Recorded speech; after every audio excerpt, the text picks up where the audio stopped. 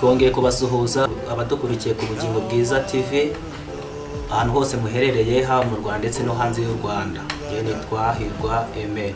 Nizere ko mumeze neza ahantu hose muherereye kandi Imana yacu ibasha gukora byinshi. Nubwo utameze neza ariko humura, Yesu arakuzi kuko Imana irahari nk'umutabazi wawe. Reka dusenge Imana hanyuma tuganire. Imana yacu turagushimiye gukora imirimo n'ibitangaza ku buzima bwacu. Uri Imana y'imbabazi nyinshi, uri Imana bagusenga. Turagushimiye kuba abanye natwe, ukaturinda, ukaturengera byinshi twahuye nabyo, ariko watubereye Imana, utubera nk'umutabazi. Uhimbazwe kandi ushyirwe hejuru. Uyu mwanya twemerere bwiza bwawe buruke bube hagati muri twebwe, kandi icyubahiro cy'Uwiteka kimanukiye gutugota. Buri muntu wese ahabwa umugisha n'Imana mu izina rya Yesu. Amen. Nuko tumaze kubivuga, turabakiriye ku Bugingo Bwiza TV. Nawe utarakora subscribe wayikora, hanyuma kugira ngo ujye ubona ubutumwa bwacu tugenda ducishaho umunsi ku munsi. Ugakanda kuri ukazogera kugira ngo ujye ubona, hanyuma ugatera komantere. Komantere nibyo, komantere ni iz'ingenzi kuko komantere zituma tubasha kumenya uburyo twitwara, nizo zidufasha kuko ibitekerezo byanyu ni ingenzi. Hanyuma ugasharinga, ugakora like.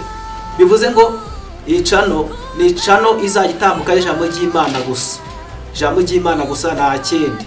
Hanyuma rero umuntu wese yumva ushaka kutugana, aho hasi hari nomero zacu, waduhamagara. Hanyuma mara kuduhamagara tukakwakira, tukakurangira ahantu wadusanga, cyangwa se natwe tukakwisangira iwawe. Mureke dufatanye, tunafashanye kandi dukora umurimo w'Imana, kuko dukwiriye gukora umurimo w'uwadutumye hakiri ku manywa, ko bugiye kwira ni igihe umuntu atakibasha gukora. Niko Bibiliya ivuga. Bibiliya ivuga ngo tukiri mu isi turi umucyo w'isi. Kubera iki? Iyo umuntu ari umukristo burya aba ari umucyo w'isi, abamurikiye abandi. Rero muze dukora umurimo w'Imana. Reka tuganire ijambo ry'Imana mu gitabo cy'umuhanuzi Daniyeli. Igitabo cy'umuhanuzi Daniyeli igice cya mbere. Igitabo cy'umuhanuzi Daniyeli igice cya mbere. Hanyuma twumve ikintu Imana itubwira. Igitabo cy'umuhanuzi Daniyeli igice cya mbere, twumve ikintu Imana ivuga. N'umurongo w'8 haravuga ngo maze Daniyeli agambira mu mutima we kutaziyandurisha ibyo kurya by'ubwami by'umwami cyangwa wino yanywaga, aricyo cyatumye yinginga uwo mutware w'inkone kugira ngo atiyanduza. Imana ishimwe. Daniyeli ngo yaragambiriye, ngagambira mu mutima we kutaziyandurisha ibyo kurya by'ibwami cyangwa se kunywa vino yabo. Nicyo cyatumye yinginga inkone. Arabinginga bati rwose mutubabarire, twebwe mutubabarire, wenda mutugeragereshe amazi y'ibishyimbo, murebe yuko tutazakura cyangwa se tutazababeza nkuko mubyifuza, tutazagira ubwenge. Aba bagabo Daniyeli n'abasore batatu, Sadrake, Meshake na Abednego, bari baranyazwe nk'abandi bose, bamaze kunyagwa ngo babajyana i Babuloni. Ariko ngo baza gutoranywa nk'abantu bashaka yuko bazavamo abantu b'abahanga, bitewe n'icyo bashaka kubakoresha i Babuloni. Ngo barabatoranya. Ngo bamaze kubatoranya, ariko ngo bari baragambiriye kuko kugira ngo bazajye basangira ibyo kurya n'umwami. Ariko ngo hari ahantu ngo babicishije iyo mu bigirwamana. Daniyeli nk'umuntu wakoraga umurimo w'Imana, nk'umuntu wari warizeye Imana, nk'umuntu wari urimo umwuka w'Imana, ngarabihishurirwa. Ariko zikugira iyerekwa, arabihishurirwa, ngagira ihishurirwa. Abati ntago byakunda. Kubera iki? Daniyeli nubwo bari baranyazwe, ariko Imana bari barakiriye muri bo. Nubundi barayimukanye barayijyana. Agakiza bari bafite mu mitima yabo, nubundi bageze i Babuloni bari bagafite. Kubera buri agakiza ni umutungo wimukana. Ugira inzu ukayisiga, ugira wenda imirima ukayisiga, ugira amashyo wabisiga, ibyo ngibyo. Ubutunzi bwo mwisi ushaka kubisiga. Ariko ikintu bita agakiza ni umutungo wimukana. Ikintu bita Imana yo yakira mu mutima wawe ni umutungo wimukana. Kugira ushaka kugira ahantu bakaba bagusaka, bakakwambura ibyo ufite. Ariko iyo ufite Imana nta muntu wayigusaka ngayitwara. Iyo ufite Imana, Imana ntagisaka. Iyo ufite Imana, Imana muragenda no mu makuba. Imana muba muri kumwe. Rero bano basore ngo bageze ni Babuloni ngo bari bafite Imana, n'ubundi Imana barajyana. Imana irabahishurira ibabwira amabanga yose. Irabati ntimuzabyemere. Nicyo cyatumye ngo bagambira mu mitima yabo kutaziyandurisha ibyo kurya by'ibwami. Ngo babibwira inkone bagerageje kuko isangwa abantu ngo babaye beza iminsi bari bahanye, ngo basanga babaye ibisore, basanga bagize ubwiza, ngo basanga bafite n'ubwenge burusha ubw'abakarudaya. Imana ishimwe. Byavuye kuki? Kutiyandurisha, kugambira mu mitima yabo, kutaziyandurisha ibyo kurya by'ibwami. Rero ujye ugambirira neza. Buriya iyo ugambira ikintu cyiza, Imana nayo muragendana. Iyo ugambira ikintu cyiza, Imana mubana nayo. Iyo ugambiriye neza, Imana iragushyigikira. Kubera iki? Burya ibitekerezo ni agasanduku k'iterambere ry'umuntu. Iyo ufite ibitekerezo byiza, n'iterambere ryawe riba ryiza. Iyo ufite ibitekerezo bibi, iterambere ryawe riba ribi.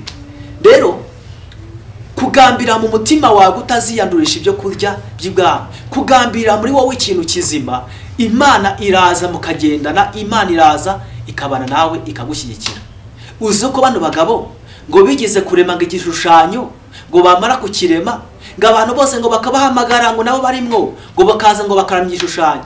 Ariko ngo bano bagabo ngo barabyanga, ngo twebwe Imana twamenye ni Imana gupfukamirwa, ntabwo twayisimbuza ibigirwamana, ntabwo twayisimbuza izindi mana, tuzapfukamira Imana twamenye, ntabwo nta yindi Mana tuzakorera. Mbese mu mitima yabo bagira gute? Baragambirira. Ariko bano bagabo Imana izabambera umugisha, baragambira mu mitima yabo. Baravuga ngo ntabwo twapfukamira ibigirwamana kuko twamenye Imana igize gute? Ishoboye byose, Imana y'imbaraga, Imana y'inyamaboko, Imana ifite urukundo, Imana igira neza, Imana ibasha gushobora ibidashobokera umwana w'umuntu, Imana ibasha guhindura ibyananiranye, Imana ibasha gukora imirimo n'ibitangaza ku buzima bwacu.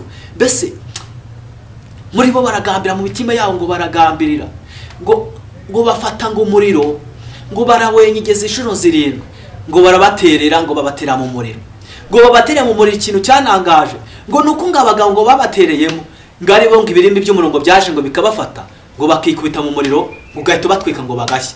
Ngo bano bagabo ngo bagezemo ngaho kugira ngo bashye, ngo abantu bazima ngo batajya gutembera mu muriro, ngo ari bazima. Icyambere bageze mu muriro barabohoka, bageze mu muriro basanga marayika yabahatanze, mbese batemberana marayika. Urumva ikintu bita kugambirira neza, urumva ikintu bita guhamya Imana, urumva ikintu bita gukorera Imana, urumva ikintu bita gukora umurimo w'Imana, urumva ikintu bita kugambirira neza. Iyo ugambiriye neza, Imana ibana nawe. Iyo ugambiriye neza, Imana iragufasha. Uzi umusore ugambirira neza, kubona Imana imushyigikira. Uzi umukobwa ugambirira neza, kubona Imana ibana nawe. Uzi umugabo ugambirira neza, kubona Imana ikamutiza amaboko, ikamufasha, ikamushyigikira. Umubyeyi wagambiriye neza, uzi ko Imana itagusiga.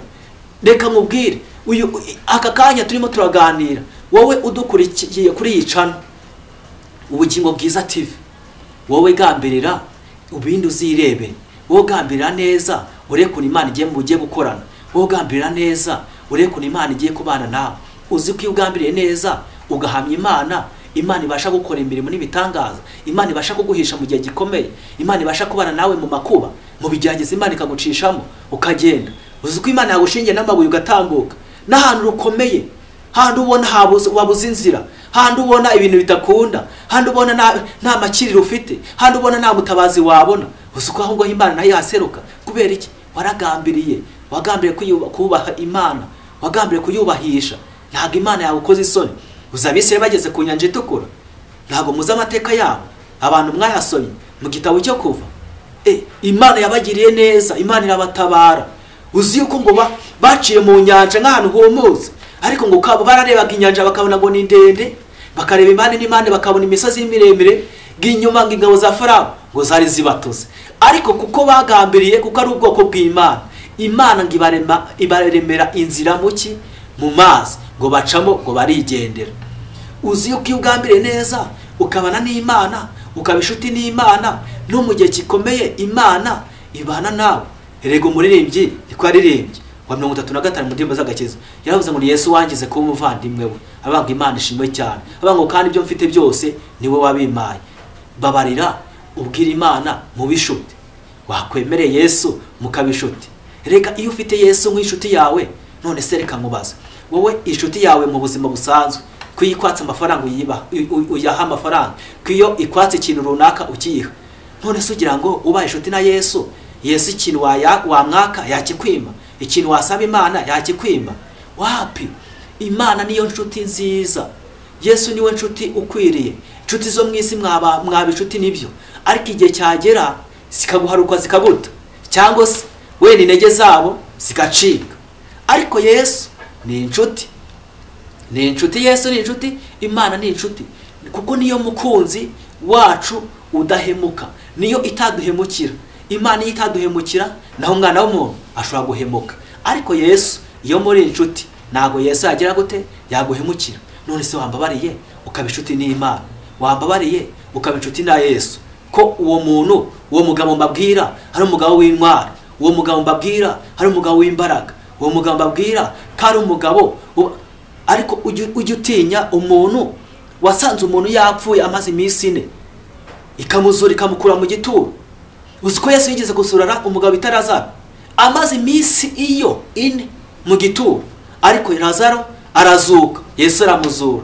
Uzi abantu yakishije, kandi nawe usibye abo dusoma no ubuzima busanzwe njyewe narababonye, kandi nawe ufite amashimwe, hari nawe wirebeye amaso yawe ku maso, Yesu arabazura, abandi arabakiza.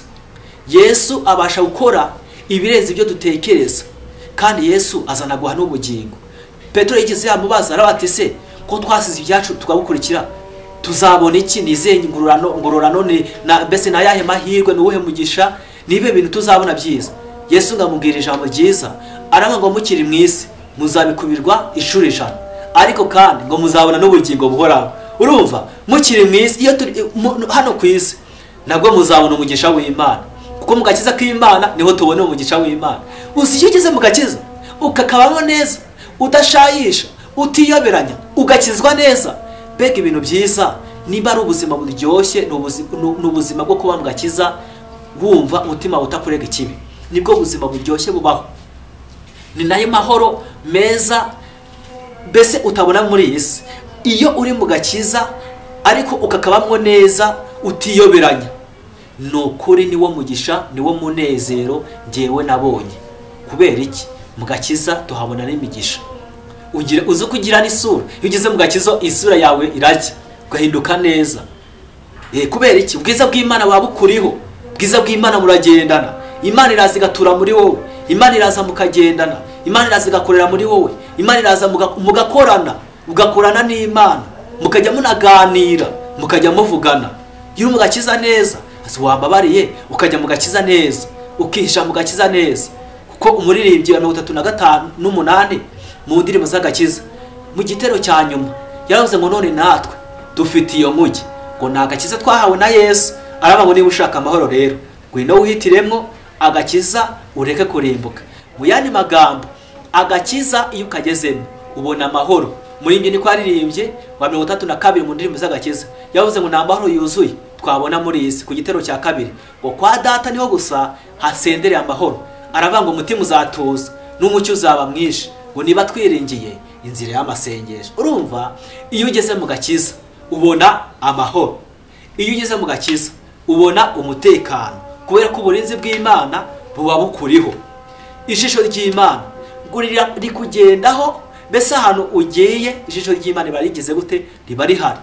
Iyo ugiye gukanajya mu kintu kibi, Imana irakubwira ati iki ngiki hano have, mbese ikugira inama, ikubera umujyanama. Se urumva kuba mu gakiza atari ibintu byiza, gukorera Imana atari ibintu byiza, kubana n'Imana atari ibintu byiza, urumva gukizwa atari ibintu byiza. Erega ni amahoro y'umunyabyaha, ni kuwiteka avuga, ni amahoro y'umunyabyaha. Ntuzagire ngo abantu bakora ibyaha bafite amahoro. Wapi ndaguhakaniye, umuntu ukora ibyaha nta mahoro afite.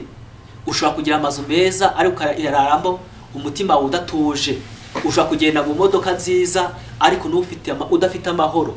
Iyo ukora ibyaha nta mahoro ugira, nubwo wenda watunga ibyamirenge ariko nta mahoro uba ufite. Ariko noneho uzi gutunga ibintu ufite n'agakiza k'Imana, ibyo bintu ni byiza, biraryoha. Uzi kuba ufite agakiza ariko unatunze, ni byiza. Ibyo bintu utunze se wabigeretseho Imana?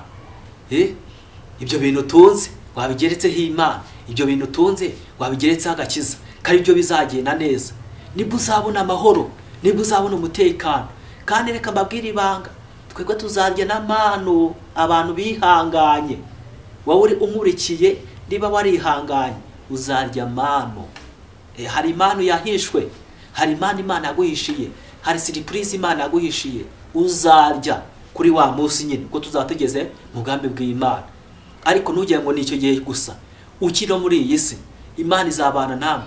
Reka ntubone ngo uri mu bigeragezo, nurenga ngo nukuri mu magorwa runaka, nurenga ibibazo urimo, nurenga uburwayi, nurenga ibigeragezo urimo, ngo ujye ngo niko bizahora.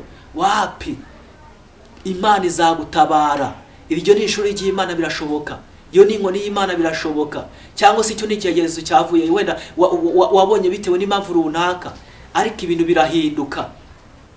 Biragusaba kugira ngo wihangane, biragusaba kugira ngo ushikame, urwane, utegereze Imana. Ntuyitegereza ukiranutse, Imana izagutabara. Kandi Imana igutabaye nta mubabaro yongeraho. Imana ishimwe cyane, nta mubabaro yongeraho. Kurako iyo itanze umugisha ntabwo ijya ivangamo amazi. Imana itanga umugisha mwiza, Imana itanga umugisha wuzuye, Imana itanga umugisha w'ukuri. Iyo itanze umugisha ntabwo ijya ivangamo amazi. Rero niba wumva hari amashimwe ufite, niba wumva hari ikintu ushaka kubwira abantu bose, isi yose muri rusange, niba ushaka, niba wumva hari ibintu ushaka kubwira abantu, wenda ari ubutumwa, ari ijambo Imana yaguhaye, cyangwa se ari amashimwe y'Imana yagukoreye, cyangwa se ari ubuhanuzi Imana ishaka kubwira abanyarwanda cyangwa se n'isi yose muri rusange, duhamagare kuri izi nimero. Numara kuduhamagara twese turakwitaba, cyangwa se twandikire, tukurangire, cyangwa se tukwisangire iwawe. Twebwe tuzaza kuko twiyemeje gukora umurimo w'Imana. Uru ni urugendo rukomeye rutanoroshye, ariko tugomba kurukora kuko niwo murimo Imana duhamagariye. Ariko niba hari icyo Imana yagutumye ku muntu nyirizina, ntuzaze kuri cana, ahubwo uzahamagare, uzamuhamagara, uzashaka inamba ziwe umuhamagare. Ntabwo ari byiza kuza ukavujya kuri cana umuntu ari Imana yagutumye ku muntu umwe, ntabwo ari byiza. Wowe uramuhamagara hanyuma ukamwibwirira. Ariko nimba ari abantu muri rusange, uraza tukaguhereza karibu, hanyuma ukabibabwira, hanyuma abantu nabo bagakora iby'Imana byababwiye. Urumva n'abagiriye inama, Imana ibaha umugisha. Rero reka dusenge Imana, hanyuma nitumara gusenga Imana ikomeze kubahaza ibyiza. Mana y'amahoro, turagushimiye. Uri Imana y'ukuri, uri Imana y'urukundo, uri Imana ifite imbaraga n'ubutware, uri Imana ifite ubushobozi bwinshi, uri Imana itinda kurakara ikihutira kubabarira, uri Imana itabura ikwigenza abawe bakubaha. Uwakwiringiye wese ntabwo azakorwa n'isoni. Umuntu wese wagutonyeho, umuntu wese wakwiringiye ntabwo azakorwa n'isoni. Dusengeye buri muntu wese udukurikiye akaba afite ikibazo, wese umugirire neza. Dusengeye buri muntu wese udukurikiye ariko akaba yifuza gukora umurimo wawe mu buryo butandukanye. Muhereze umugisha kandi umwongerere imbaraga. Ukomeze kuduha amahoro mu gihugu cy'u Rwanda ndetse n'isi yose muri rusange. Udukize coronavirus, udukize ibyorezo byose, udukize amakuba n'ibyago, ugabanure umubare w'abarimbuka, wongere umubare w'abakizwa, kandi utanga agakiza mu mitima y'abantu. Abantu baguhindukirire, abantu bagukorere, kandi abantu bahabwe umugisha n'Imana. Uburinzi bwawe bubabeho, kandi uko nakoze kw'Imana kuganze mu mitima yacu. Ibyo ushaka biba ari byo biba, none n'iteka ryose. Amen. Iyi cano ni cano nziza, ni cano itambukaho ijambo ry'Imana, itambukaho ijambo ry'Imana, haba mu ijambo ry'Imana, haba mu buhanuzi, haba mu kuririmba, haba mu gushimira Imana. Niba ufite ibintu Imana yagukoreye, wino uduhamagare tuguhereze ikaze, uze utambutse ishimwe. Niba hari ibintu ushaka kubwira abanyarwanda, hari ijambo wumva rikuri ku mutima ryagufashije ushaka kubwira abanyarwanda, murakoze cyane. Imana ibahe umugisha.